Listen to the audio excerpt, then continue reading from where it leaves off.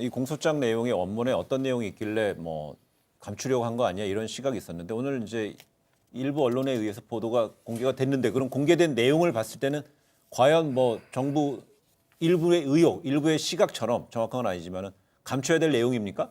지금 언론 보도에 따르면은 울산시장 선거 과정에 그런 그 수사 상황을 청와대에서 15차례나 보고받았다는 거 아닙니까? 만약에 그게 사실이라면 엄청난 거죠.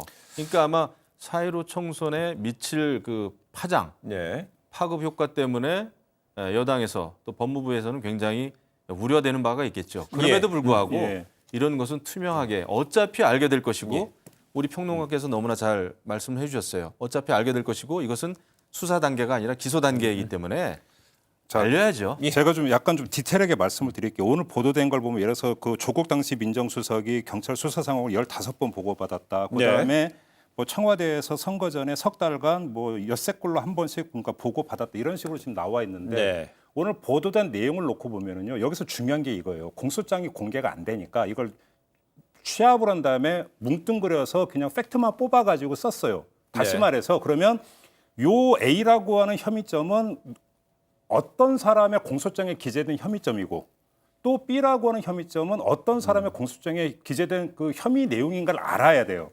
그래야만이 알파라는 사람, 베타라는 사람이 이건 나에 대해서 썼는데 나는 그런 일이 없다라고 방어가 들어갈 수 있는 거고 거기서 공방이 벌어질 수가 있는 거예요. 근데 지금 오늘 보도를 보면 요 내용은 누구 어떤 그 공소장에서 요 내용은 또 어떤 사람의 공소장에서 나온 거다라는 보도가 없어요.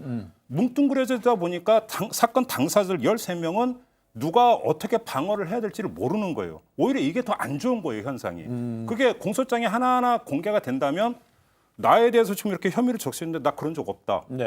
라고 오히려 역으로 칠 수 있는 거잖아요. 이게 공소장 공개가 안 되면서 나타나는 오히려 부작용인 거죠. 거꾸로 본다. 그렇죠. 그래서 오죽하면은 지금 이제 가장 요즘에 자유로운 영혼이죠. 우리 진중권 교수께서 말씀을 하셨잖아요. 이거 문정권 막장으로 가는 것 같다. 딱 봐도 그래요. 알겠습니다. 그래 추 장관은 이런 그 공소장 내용이 유출된 것에 대해서 유출 경위를 확인하겠다고 말했습니다. 그렇다면 검찰에 대한 감찰이 이루어질 수 있을까요? 과거 박근혜 정부도 나중에 굉장히 무너지기 시작한 게 어디에서 시작이 됐습니까? 정윤회 문건 파동이 일어났을 때 사실 초동 대응을 하고 있었던 일 그대로 밝히고 했으면은 그렇게 끝까지 안 갔어요. 그런데 그때 정윤회 문건 파동이 일어났을 때 그 박근혜 정부에서 가장 먼저 생각했던 게 이 문건 어떻게 유출됐냐? 이거 색출해야 된다. 이렇게 나왔단 말이죠. 지금 똑같아요. 문정권, 추미애 법무부 장관 똑같이 하고 있습니다. 이것은요. 나중에는 정말 그 호미로 막을 거 가래로도 못 막는 사태가 분명히 옵니다. 그래서 제가 지난번에도 얘기했잖아요. 조국 전 장관과 추미애 지금 현 장관이 이 문정권을 굉장히 어렵게 만들 사람들이다. 저는 이렇게 생각해요. 근데 황교안 대표는 뭐 이제 국민의 알 권리를 얘기를 했고요. 또 전 김도읍 비서실장이죠. 그 황 대표의 비서실장 의원은 법무부에 이 관련해서 공소장 뭐 정보 공개 청구도 하고요. 결국은 이렇게 하게 되면은 법원에서도 받아들이게 되면 자연스럽게 공개가 되는 것 같아요. 그렇죠. 그다음에 하나만 더 이제 아까 미처 말씀 못 드린 거 하나만 더 말씀드리면 사실은 공소장 원본은 공개가 될 수가 없어요.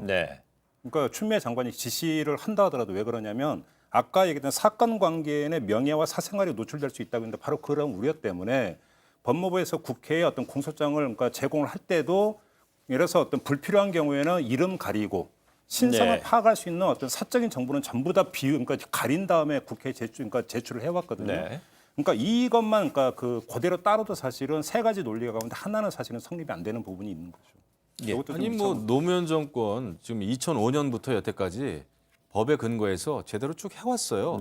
갑자기 문정권 들어서 특히 추미애 전 장관, 추미애 지금 현 장관 들어서 이걸 이렇게 하는 거거든요. 사실 최근까지도 조국 전 장관에 대한 공소장 이런 것도 다 공개가 됐어요. 최강욱 비서관에 대한 공소장도 공개가 됐습니다.